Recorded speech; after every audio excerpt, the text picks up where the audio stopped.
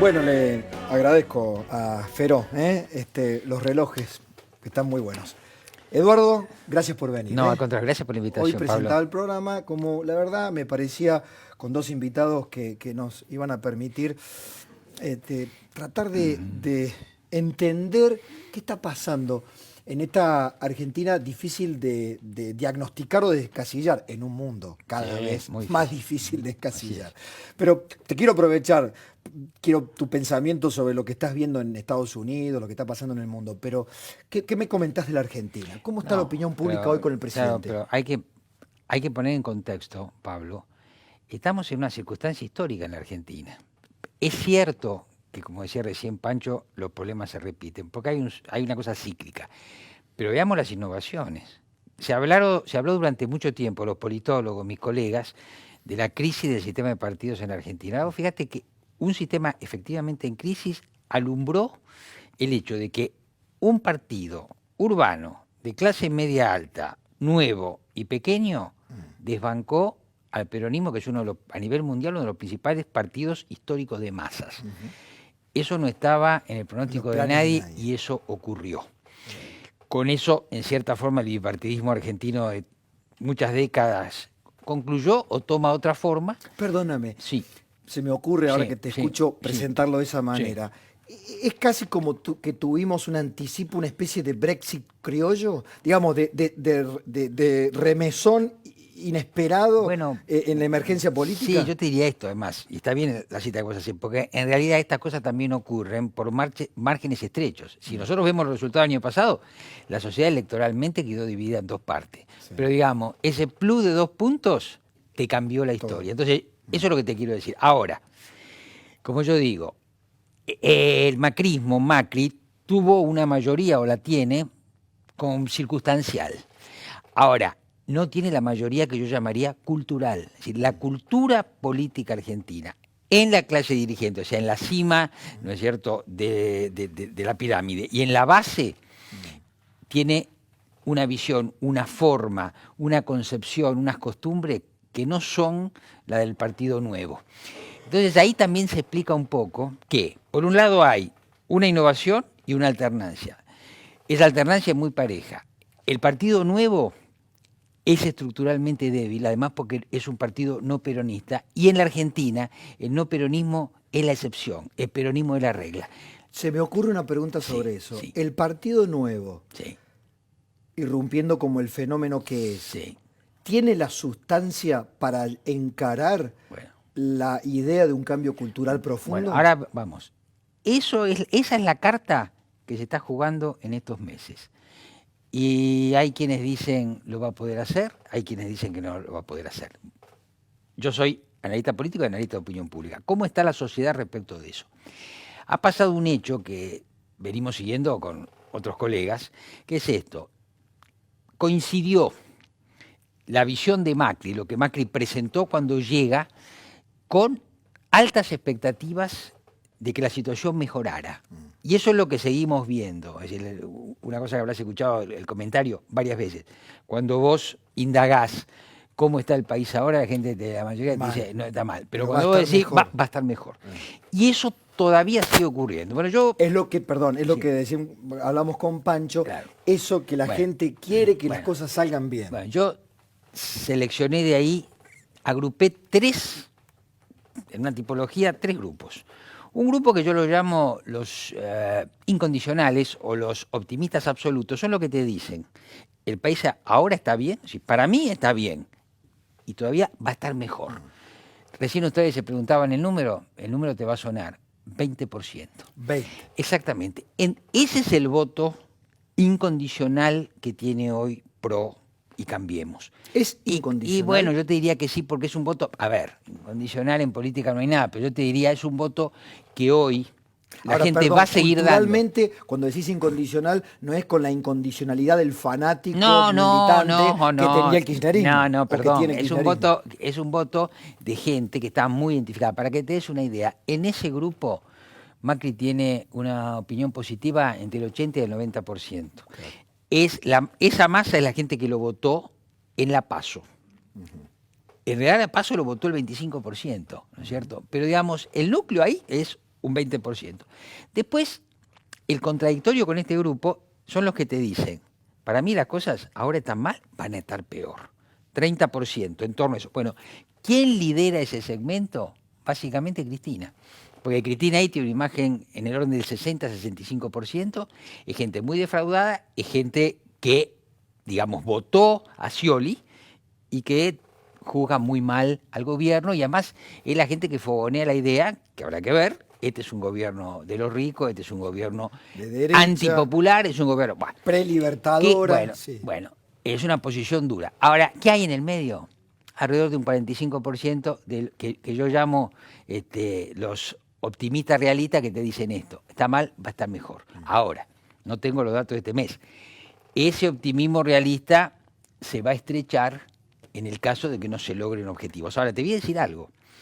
Cuando uno analiza, y se analiza a nivel internacional, los especialistas en la causalidad del voto, te dicen hay dos causas fundamentales. Hay una causa política, que tiene que ver con la adhesión al líder, que tiene que ver con los programas, que tiene que ver con consideraciones que uno puede hacer política.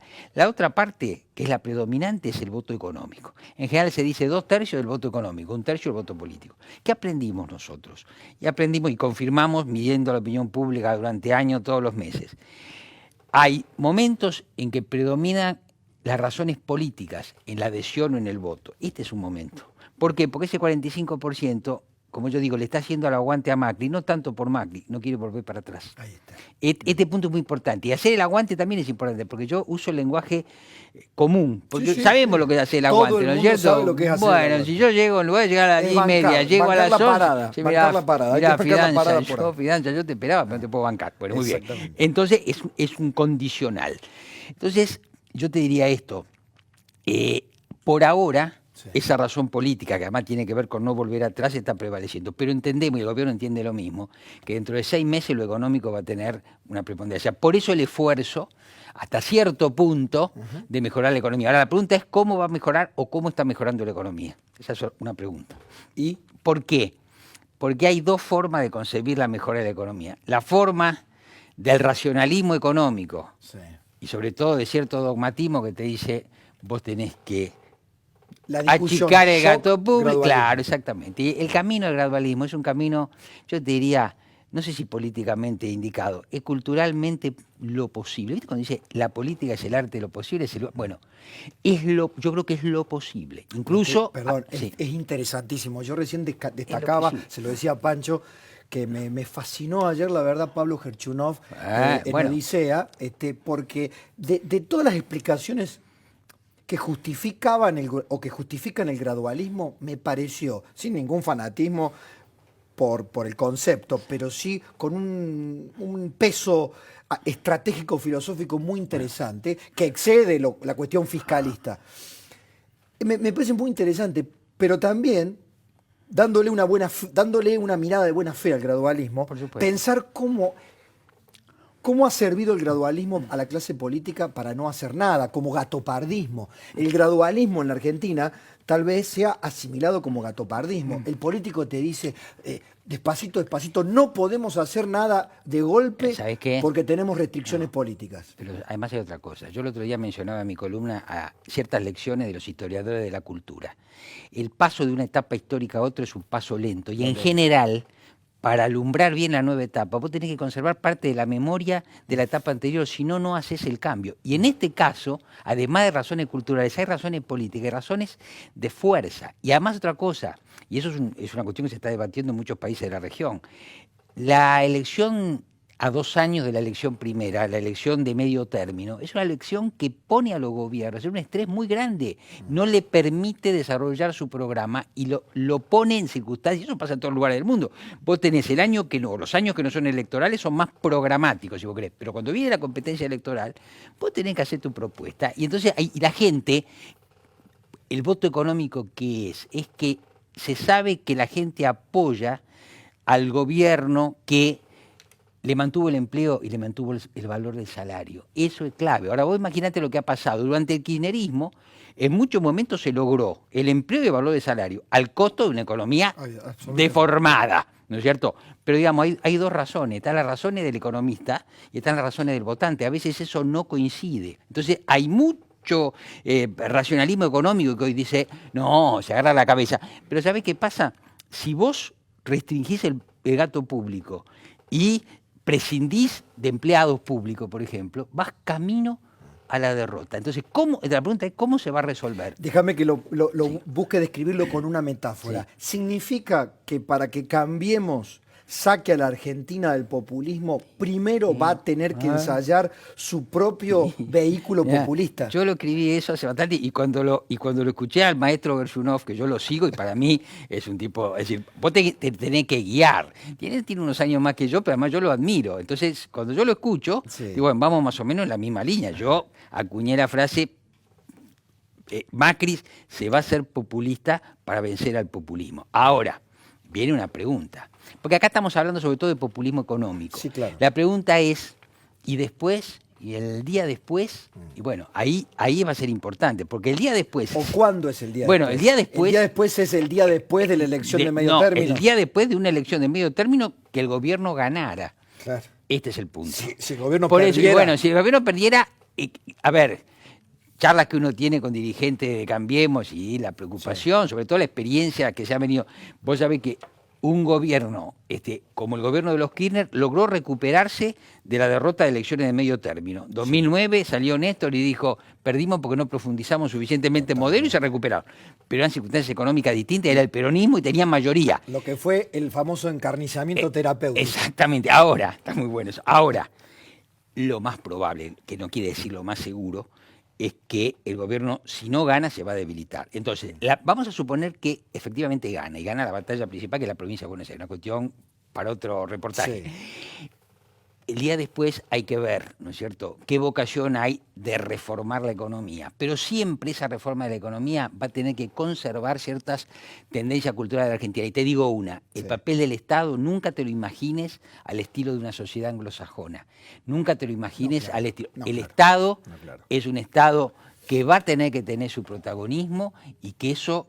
El que quiera pensar, ¿no es cierto?, en una sociedad basada en el esfuerzo individual, etcétera, que se lo olvide. Te voy a hacer una pregunta al encuestador, sí, ¿no? Cómo no.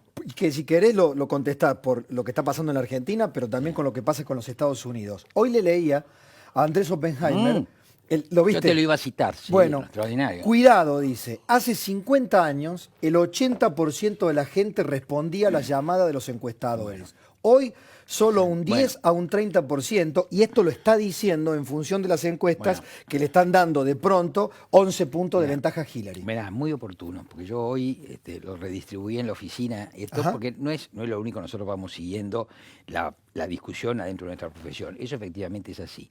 ¿Eso sabe para qué sirve? Para que los gurúes y los encuestadores se bajen del pony, se bajen. Había un famoso poeta, Nicanor Parra, que tiene 100 años ahora, el poeta chileno, escribió una vez el antipoema, decía, los poetas han bajado del Olimpo, como diciendo, bueno, los encuestadores tienen que bajar del Olimpo porque la técnica está muy difícil, por eso que dice Oppenheimer.